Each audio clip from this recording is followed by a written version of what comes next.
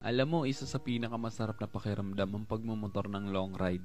Yung tipong pagsakay mo pa lang ng motor, pagpaandar ng engine, may mararamdaman ka ng kakaibang saya. Dahil kapag nagmumotor ka sa mahabang biyahe, talagang nakakawala ng stress at ma-appreciate mo pa ang ganda ng mundo. Yung tipong habang nagmumotor ka, masasabi mo na lang sa sarili mo na, wow, ang sarap palang mabuhay.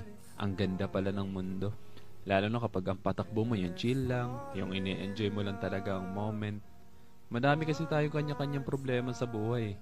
Pero kapag nagmomotor ka na, makakalimutan mong problema mo. Lalo na kapag maganda ang view, maganda ang kalsada, tapos hindi mo namamalayan, nagkakaroon ka na pala ng positive mindset dahil magaan ang pakiramdam mo eh. Kaya kapag stress ka na, kailangan mo lang din talaga minsan ng mahabang biyahe bilang isang pahinga eh. Ang weird no? Kasi nakakapagod magmotor pero ito yung pahinga ng gustong-gusto ng marami. Pero sasabihin ko sa'yo, hindi katawan ng napapahinga kapag ka nagla-long ride ka eh. Kundi yung utak mo. Kundi yung sarili mo mismo. Kaya deserve mo rin mag-enjoy. Deserve mo makarating sa magagandang lugar. Deserve mo ng bagong experience. Ng bagong kwento. Ang buhay ay isang mahabang biyahe. Madami kang pagdadaan ng iba't ibang uri ng kalsada. Malubak, mabuhangin, madulas. Kailangan mo lang din talaga maging maingat.